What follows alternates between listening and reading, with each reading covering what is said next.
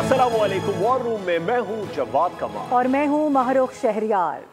नाज़रीन, एक बड़ी अहम और मशहूर मिसाल है जिसे कहा जाता है कि कमी कमीन के बाद जब पैसे आ जाते हैं तो औकात से बाहर निकल जाता है। ऐसी ही कुछ मिसाल बराबर में हमारे जो पड़ोस में बैठे हैं मोदी साहब, 4 पैसे भारत के हाथ में क्या आ गए, औकात से बाहर निकल गए हैं। समझ रहे हैं वो खित्ते के चौधरी बन गए, लेकिन सारी चौधराहट आधी से ज़्यादा तो हमारी फौज ने निकाल दी। लेकिन बात ये है ना कि पैसा जब आ जाए और वो सही जगह लगे ना तो बड़ा दुख होता है। निशाने भी ज़ाया हो रहे हैं और साथ साथ हजीमत अलग उठानी पड़ रही है। यही कुछ हाल हुआ है हमारे पड़ोसी मुल्क भारत का, जो हर तरह से कोशिश कर रहा है कि किसी ना किसी तरह से, अल्लाह न करे कि पाकिस्तान को मिटाया जाए, पाकिस्तान के हवाले से गुफ्तगू की जाए, इस तरह के प्रोपेगेंडे किए जाएँ, लेकिन उसमें उनको कामयाबी नसीब नहीं हो रही है। हम मुस्तकिल तौर पर वॉर रूम से अपने नाज़रीन को अपडेट कर रहे हैं। हमारे साथ हमारा पैनल भी मौजूद होता है। इस वक्त हमें ज्वाइन कर चुके हैं ज़फ़र हिलाली साहब, उनसे ज़रा गुफ्तगू कर लेते हैं, फिर मजीद जो हमारे मेहमान होंगे उनको इंट्रोड्यूस कराते आगे बढ़ते जाएंगे। ज़फ़र साहब बहुत शुक्रिया एक बार फिर से वक्त देने के लिए। कहिएगा, गुज़िश्ता रात से हम देख रहे हैं इंडियन मीडिया पर एक बौछार आया हुआ है और उसके बाद जो जिस तरीके के हथकंडे इख्तियार किए जा रहे हैं,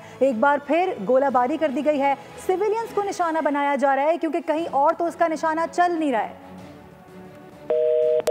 ज़फ़र हिलाली साहब से भी बात करेंगे, थोड़ा सा राब्ता उनसे मुनक़ता हुआ है। बात हो रही थी कि भारत के निशाने भी चूक रहे हैं, और सिर्फ निशाने नहीं चूक रहे हमारे यहाँ तो आप उनके इंडियन मीडिया को देखें, आपसे कुछ देर पहले आपने उसका जिक्र भी किया था, बल्कि खुद भारत भी कह रहा है कि पाकिस्तान में अफरा तफरी है। अफरा तफरी यहाँ पर है, IPL तो आपने ख़त्म कर दी। एग्जैक्टली, IPL भी ख़त्म कर दिया। और उसके अलावा आप ये देखें कि उनके मुल्क में, उनके शहरों में जो लोग हैं वो रहने को तैयार नहीं है। वो ये कह रहे हैं कि भाई हम यहाँ पे रहना ही नहीं चाहते, इतनी ज़्यादा सूरत हाल ख़राब होती चली जा रही है। वहाँ के जो आवाम है वो हाथ जोड़ जोड़ के माफ़िया मांग रहे हैं। पूरी रात उनका जो मीडिया है वो इंतहाई भोंडा प्रोपेगेंडा करता रहा है। ज़फ़र हिलाली साहब, वेलकम करेंगे आपको एक मरतबा फिर। कहिएगा, रात भर हमने देखा है जिस तरह से पाकिस्तान के हवाले से बकवास की जा रही है, इंडियन मीडिया की जानिब से प्रोपेगेंडा किया जा रहा है, न जाने क्या कुछ कहा जा रहा है। और उसके बाद फिर रात ही रात हम देखते हैं कि एक दफ़ा फिर इश्तियाल अंगेज़ी का सिलसिला शुरू होता है, सिविलियंस को निशाना बनाता है, गोलाबारी की जाती है। देखिए, हिंदुस्तान मोदी का पूरा ये खेल ये है कि वो दुनिया को बताना चाहता है और पाकिस्तान को भी कि हम जो है हम डोमिनेंट हैं। जब हम चाहें हम इस्तेमाल करें मिसाइल, जब हम चाहें हम इस्तेमाल करें ड्रोन, आर्टिलरी, ग्रेनेड, जो भी है, जब हम चाहें हम ये जो रोल है ये डोमिनेट करना करेंगे। दूसरी बात यह है, उसने पाकिस्तान के जो काफ़ी मेनलैंड पाकिस्तान के अंदर आके मारा है, इससे वो और भी उसको एम्फसाइज करता है कि हम जिधर भी जा सकते हैं, किधर भी जा सकते हैं। तो ये उसका एक मैसेज है। एक्चुअली ये मैसेज इंडियन के पब्लिक के लिए है, इसलिए कि जब ये ऐसे किस्म के मैसेज भेजता है, जैसे पुलगरम में कहा था, पुलवाना में कहा था, ये इस पे इलेक्शन में इसको वोटें मिलते हैं, इसलिए कि हिंदू तो हैं, मुसलमान को नफरत करते हैं वो हैं, और इन खास तौर बीजेपी के इंतहा पसंद हिंदू जो है, तो ये बेनिफिट करता है। और आज इतना तगड़ा कभी हुआ नहीं, अमेरिका पूरा इसके पीछे खड़ा हुआ है।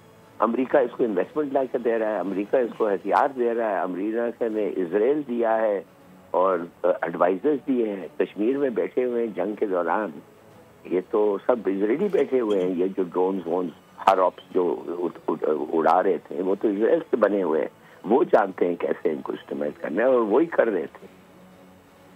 जी अच्छा ज़फ़र साहब, ये जो जंगी कवानीन की खुल्लम खुला खिलाफ वर्जी हो रही है, दुनिया इसे देख रही है। एक तरफ तो भारत वावेला पीट रहा है कि पाकिस्तान लाइन ऑफ कंट्रोल किया है पानी का, भाई वेपनाइजेशन ऑफ वॉर ये कभी हुआ ही नहीं है। ये तो एक क्राइम है, इट्स अ वॉर क्राइम, उसमें भी इन्होंने नहीं रोका है। तो आप समझ सकते हैं कि हिंदुस्तान को कितना अमेरिका बकअप कर रहा है, कितना वो खुद सोच रहा है कि इससे ज्यादा क्या हो सकता है। चीन से इन्वेस्टमेंट निकाल के हमारे वहाँ डाल रहे हैं, और एप्पल का $100 बिलियन का इन्वेस्टमेंट आ रहा है। अमेरिका तो हमारे साथ है। अमेरिका को हमें कभी अगर ये हमें कुछ हुआ तो ये सब इन्वेस्टमेंट अमेरिका के एप्पल के चले जाएंगे।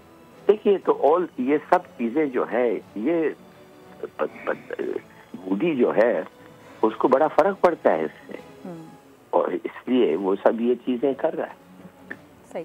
अच्छा जफ़र साहब, ये हालिया बयान जो जेडी वेंस का है, ये बड़ा मुझे हैरान कुन सा बयान लगा है। पहले तो कहा जा रहा था मामला आपस में तय कर लें, ऐसा कोई मसला नहीं होना चाहिए जिससे खत्ते को ख़तरा हो, लेकिन अब हम देख रहे हैं कि उनकी जानिब से कहा जा रहा है कि दोनों ममालिक को हम ये नहीं कह सकते कि जंग को रोको।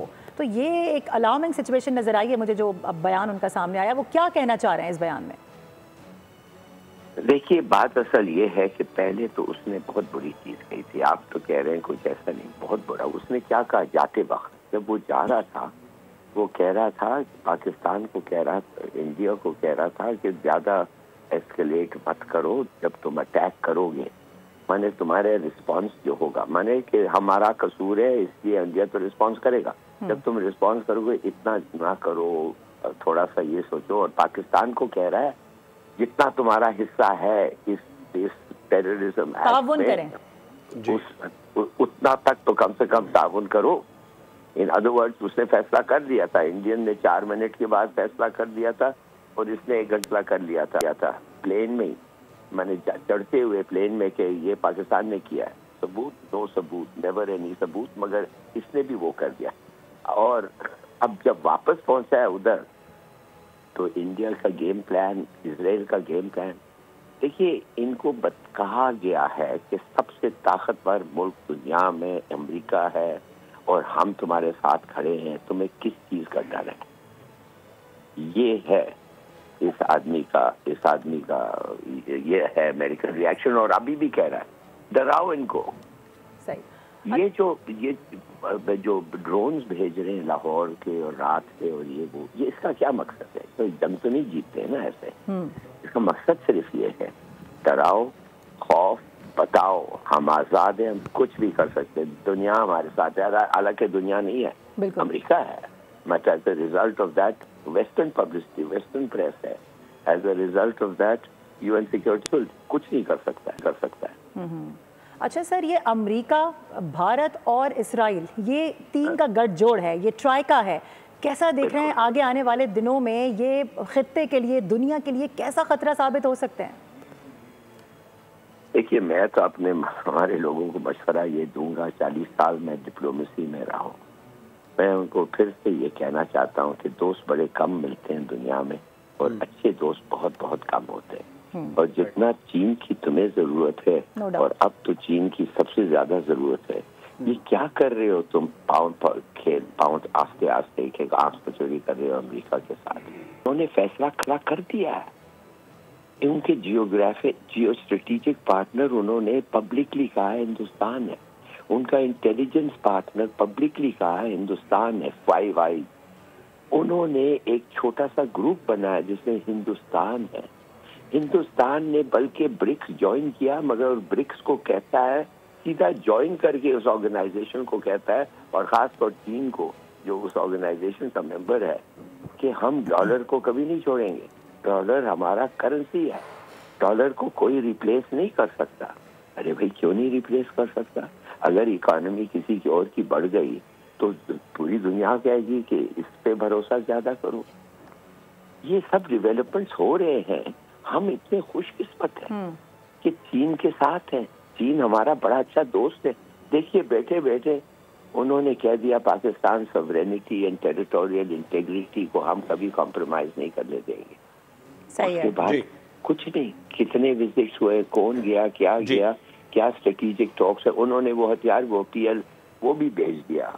ये शुक्र है भेजा राफेल के लिए जी, उनको पता था। बिल्कुल ठीक है जफर साहब, बिल्कुल ठीक है। ये international powers, global powers active होंगी, कब होंगी, इस पर भी मैं आपसे बात करूंगा। पैनल हमारे साथ मौजूद है, इस पर भी बात करेंगे। कोमोडोर रिटायर्ड आबिद राना साहब हमें ज्वाइन कर चुके हैं ट्रांसमिशन में। सर, बहुत शुक्रिया एक मरतबा वक्त देने के लिए।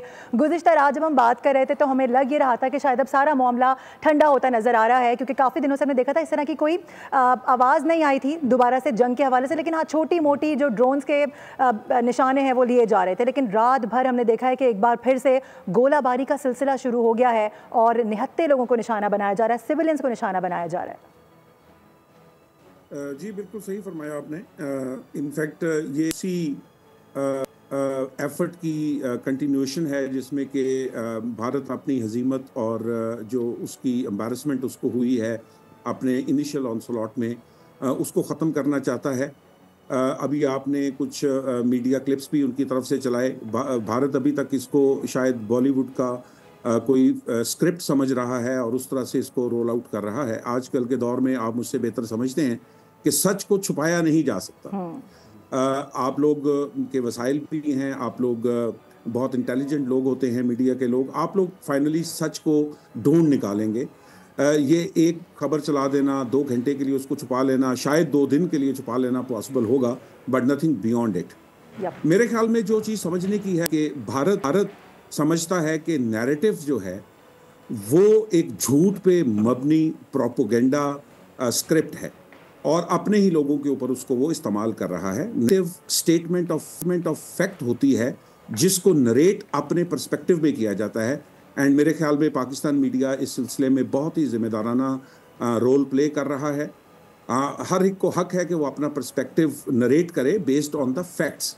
अनफॉर्चुनेटली भारत की तरफ से ये बेस झूठ पे करता है और उसके बाद जो उसके ऊपर बिल्डिंग खड़ी की जाती है वो एक खोखली बिल्डिंग होती है जो किसी भी वक्त धड़ाम से गिर पड़ती है। अभी आपने उसकी चंद मिसालें सबके सामने पेश की हैं। आबिद आदिल साहब, इंटरनेशनल पावर्स इतनी ज़्यादा इस मामले को लेकर अभी तक एक्टिव नहीं हुए, सिर्फ बयानात की हद तक बात की जा रही है। सऊदी वज़ीर ख़ारजा ने दौरा किया है पाकिस्तान का, पहुँचे हैं, वो इंडियन वहाँ पर रहनुमा है, उनसे मुलाकात करने के बाद में आप क्या समझते हैं अगर इसी तरह ग्लोबल पावर्स तमाशा देखती रही और पाकिस्तान यकीनी तौर पर रिटेलिएट तो करेगा तो बात तो अब बियॉन्ड द बॉर्डर्स भी जा सकती है? जी बिल्कुल दुरुस्त फरमाया आपने। मेरे अपने ज़ाती ख्याल में भारत आज तक अपना जो सॉफ्टवेयर इमेज है टू द ग्लोबल पावर्स वो सेल करने में काफ़ी हद तक कामयाब है। ये एक इस्टेब्लिश्ड फैक्ट है कि भारत के अंदर बहुत सारी कॉन्ट्राडिक्शंस हैं उनके रवैये में, उनकी पॉलिटिक्स में। इनफैक्ट भारत ग्लोबली जहाँ पे कि एक स्टेटस को पार समझा जाता है, डोमेस्टिकली और रीजनली वो एक रिविजनिस्ट पावर है, वो एक टेररिस्ट पावर है। अपने लोगों के ऊपर टेरर को एज ए आर्म का एक स्टेट का एक आर्म के तौर पे वो इस्तेमाल करता है और यही टूल वो अपने रीजन में छोटे हमसाया मुल्कों के ऊपर भी इस्तेमाल करता है और ये किसी से ढकी छुपी बात नहीं। But unfortunately to the world community वो अपना सॉफ्टवेयर इमेज सेल करता है। इस सिलसिले में एक बहुत इंपॉर्टेंट चीज़ जो मैं आप लोगों से शेयर करना चाहूँगा कि भारत की प्रेस कॉन्फ्रेंस जो ऑफिशियल नरेशन है इवेंट्स की, वो अगर आप देखें तो उन्होंने ऑफिशियली वहाँ पे कन्फेस किया है। उनकी स्टेटमेंट जो है प्रेस कॉन्फ्रेंस की वो यहाँ से शुरू होती है कि हमने एक मस्जिद को निशाना बनाया, हमने सिविल पॉपुलेशन को निशाना बनाया और मिलिट्री टारगेट्स को अवॉइड किया टू अवॉइड एस्केलेशन। मैं आपको यहाँ पे बताता चलूँ कि इबादत गाहों को निशाना बनाना, सिविल पॉपुलेशन को निशाना बनाना और वाटर रिजर्वायर्स को टारगेट करना वॉर क्राइम के ज़िम्मे में आता है। This is against the law of the war. और इसकी ऑनेस्ट कन्फेशन, ये कोई इल्ज़ाम हमारी तरफ से अगर होता तो शायद इल्ज़ाम की हद तक होता, लेकिन ये उनकी अपनी प्रेस कॉन्फ्रेंस में इसकी कन्फेशन की गई है। बदंगे दोहल उन्होंने इसका एतराफ़ किया है। They have the arrogance and audacity to accept this war crime in front of the public and the world media.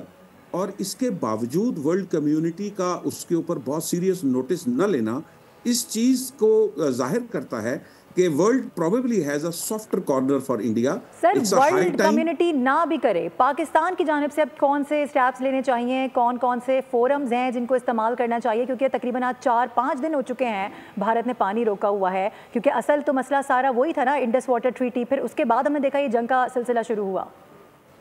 जी बिल्कुल दुरुस्त फरमाया आपने कि ये जो वॉर क्राइम्स जिनका मैंने जिक्र किया, इसके साथ holding water treaty, Indus water treaty in abeyance is the violation of Article 12 of the treaty itself. Pakistan के पास फोरम्स जो हैं वो इंटरनेशनल कोर्ट ऑफ जस्टिस है, यूनाइटेड नेशन सिक्योरिटी काउंसिल है, international commission on human rights है और इसके अलावा तमाम डिप्लोमेटिक फोरम्स हैं जिनके ऊपर पाकिस्तान को इस चीज़ को बड़े दबंग अंदाज में प्रूफ्स के साथ, और शायद बहुत जगहों पे तो प्रूफ्स की ज़रूरत नहीं, उनकी कन्फेशंस मौजूद हैं, उनके साथ इस केस को बयान करना चाहिए। While we reserve to respond militarily, और मिलिट्री रिस्पॉन्स ऑफ कोर्स जो है उसके सिलसिले में तमाम options are up on the table and Pakistan at an appropriate time should respond militarily as well. Right. अच्छा आबिद साहब, अब ये एक सिर्फ एक स्ट्राइक तो नहीं थी, प्रॉपर इंडिया की तरफ से अगर कहा जाए, देखा जाए तो जंग का आगाज़ कर दिया गया। 78 ड्रोन्स पाकिस्तान भेज दिए गए, उन्होंने पाकिस्तान के मुताबिक शहरों में सिविलियंस को निशाना बनाया है। अब जैसा जंगों में होता है, आप देखेंगे, आपको लगता है हमारे फॉरेन मिनिस्टर मुतादिद ममालिक का दौरा करेंगे या इंगेज करेंगे, अपने हम मनसबों से रब्ता करेंगे, जो हमारे दोस्त हैं, जो हमारे इत्तेहादी हैं, उनको एतमाद में लेने के बाद में पाकिस्तान रिटेलिएट करेगा, या फिर पाकिस्तान पहले अस खुद रिटेलिएट करेगा, उसके बाद में यकीनी तौर पर बात तो आगे बढ़ती नजर आ रही है। अच्छा आबिद राना साहब, मैं एड ऑन भी करना चाहूँगी। अभी थोड़ी देर पहले कौमी असेंबली के इजलास में भी मौलाना फजल रहमान ने यही नुक्ता उठाया है कि मैं समझता हूँ कि पाकिस्तान को अब इंगेज करना चाहिए, हमारे वफूद को मुख्तलिफ ममालिक में बड़ी फॉर डिकेड्स पाकिस्तान तरफ से और भारत की तरफ से मोदी सरकार से पहले गालबन किसी हद तक जिम्मेदारी का मुजाहरा किया जाता रहा है, टू एन एक्सटेंट के दो जौहरी ताकतें जो हैं वो एक दूसरे के साथ जंग नहीं करती, उनके दरमियान जंग का तसव्वुर एग्जिस्ट नहीं करता, इट्स अनथिंकेबल। इसके जो कॉन्सिक्वेंसेस होते हैं वो इतने डायर और स्वेयर हैं कि दे आर अनइमेजिनेबल। इन हालात के अंदर शायद उस तरफ इस चीज़ की रियलाइजेशन नहीं है कि जिसको वो बिनाइन ड्रोन इनकर्शन कह रहे हैं, this is an act of war. I totally agree with you, और Pakistan should and I am sure will respond at the time, place and means of its own choosing. Simultaneously ज़रूरत इस बात की है कि हम एक एक्सटीरियर मनूवर भी लॉन्च करें और अपने मुकदमे को वर्ल्ड कम्युनिटी के सामने ऐसा तरीके से एक्सप्लेन करें और उसको डिफेंड करें। हमारे पास ना तरदीद किस्म के सबूत मौजूद हैं। जिस तरह मैंने कहा कि हमारा मीडिया भी शायद इस चीज़ को इग्नोर कर रहा है कि उनकी तरफ से press conference is a confession, ये उनका एतराफ़ जुर्म है। वो प्लीड गिल्टी कर रहे हैं इस सिलसिले में खुद कि हमने ये आपके टारगेट्स को इंगेज किया है और ये हमने वॉर क्राइम्स कमिट किए हैं। तो आई थिंक इस चीज़ के होते हुए मेरा नहीं ख्याल कि हमें किसी किस्म की भी सुस्ती का मुजाहरा करना चाहिए अपना मुकदमा पेश करने के लिए एट ऑल फ्रंट्स। सही। अच्छा, इंटरनेशनल पावर्स जो हैं वो क्यों नहीं एंगेज कर रही हैं? अगर पाकिस्तान की जानिब से तो आवाज़ उठाई जा रही है, लेकिन कोई ऐसा मुल्क नहीं है जो इंडिया को लगाम डाले सके कि भाई बस कर दो। सिर्फ दो ममालिक का मसला नहीं है, ये तो जाहिर है पूरे खित्ते के अमन का मसला है। और अब तो हम ये भी देखते हैं कि सिर्फ साउथ एशिया रीजन की बात नहीं होती है, बल्कि ओवरऑल जो एशिया है, जिसको इंडो पाक कहा जाता है, वो अब खतरे में पड़ता नजर आ रहा है। जी, मैं आपने बिल्कुल दुरुस्त फरमाया। और आई थिंक थोड़ी देर पहले मैं हलाली साहब को सुन रहा था, उन्होंने पहले भी इसी तरफ ही शायद इशारा किया है। ये मेरा एरिया ऑफ एक्सपर्टीज नहीं, तो मेरा ख्याल में मैं हलाली साहब का जो व्यू है उस डोज करूँगा and I agree with him. सही है। अच्छा आबिद साहब, आदिल अल जुबैर का इस सूरत हाल में दौरा कितना इंपॉर्टेंट आप देख रहे हैं? यकीनी तौर पर अमेरिका को इंगेज करके आए होंगे, उनसे बात करके ही वो आए होंगे, बात बनेगी उससे इंडिया से तो वो हो क्या चुके? देखें, एक बात को समझने की कोशिश करें। पहले भी यहाँ पे थोड़ी मैंने बहस सुनी जिसमें कि पैलेस्टीन और इजराइल की सिचुएशन को इसके साथ जोड़ने की कोशिश की गई। मैं यहाँ पे क्लियर करना चाहता हूँ, पाकिस्तान पैलेस्टाइन नहीं है। पाकिस्तान इंडिया बेशक इजराइल एक ख्वाहिश रखता होगा, लेकिन पाकिस्तान पैलेस्टाइन नहीं है। हम एक जौहरी मुल्क हैं, हम 25 करोड़ गयूर अवाम का मुल्क हैं। हमारे पास बहादुर बैटल हार्डेंड आर्मीज़ हैं, हमारे पास कंप्लीट ऑप्शंस टेबल के ऊपर मौजूद हैं। हमें किसी के रहम और किसी से रहम की अपील की ज़रूरत नहीं है। हमें सिर्फ दुनिया से, वर्ल्ड कम्युनिटी से फैक्ट्स को अंडरस्टैंड करने की और सिचुएशन की सिवियरिटी को रियलाइज़ करने की ख्वाहिश है। हमारे दोस्त ममालिक का विज़िट इस मौके के ऊपर उनकी हमारे लिए यकजहती और हमारे साथ खड़ा होने के अज़म का आयादा करता है और हम इसको वेलकम करते हैं।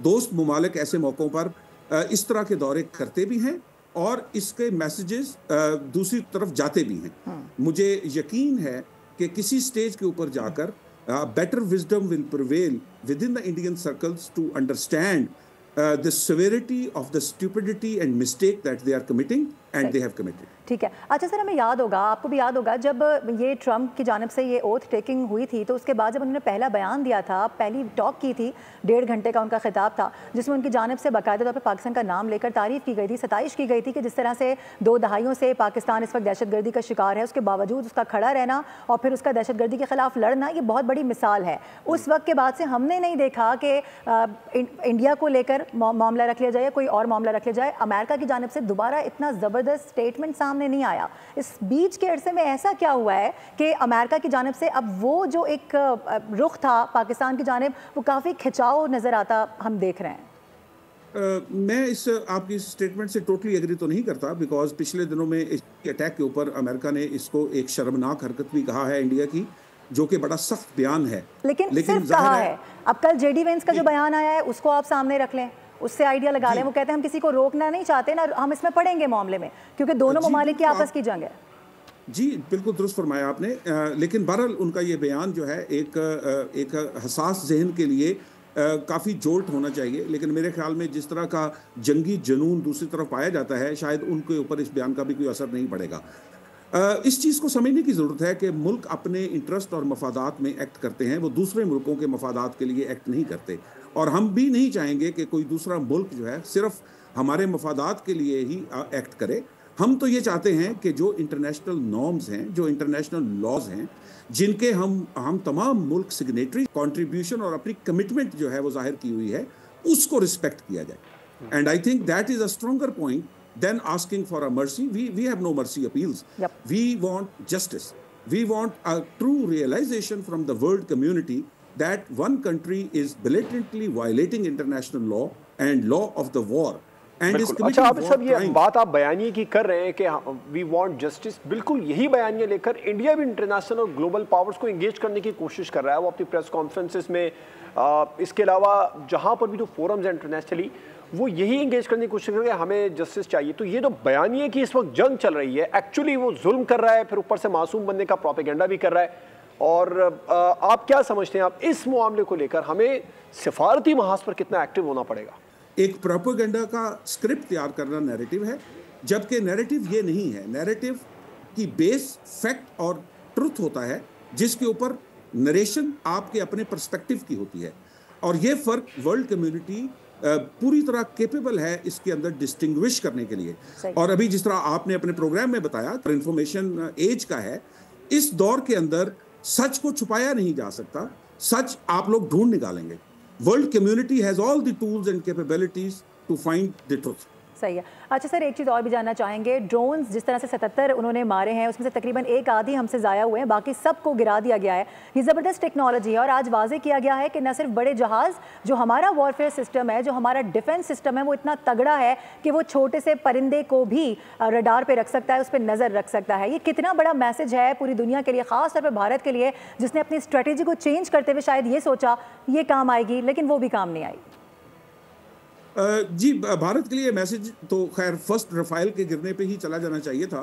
4.5 जनरेशन रफाइल का एक कॉम्बैट, एयर कॉम्बैट के अंदर गिरना, ये हिस्ट्री के अंदर पहली दफ़ा है। और मेरे ख्याल में इससे बड़ी हजीमत और एम्बैरेसमेंट नहीं हो सकती। लेकिन बहरहाल शायद वहाँ पर इसकी रियलाइजेशन उस तरह से अभी तक नहीं आई। ड्रोन्स जो हैं, ये तो एक सब कन्वेंशनल टेक्निक और टेक्नोलॉजी है।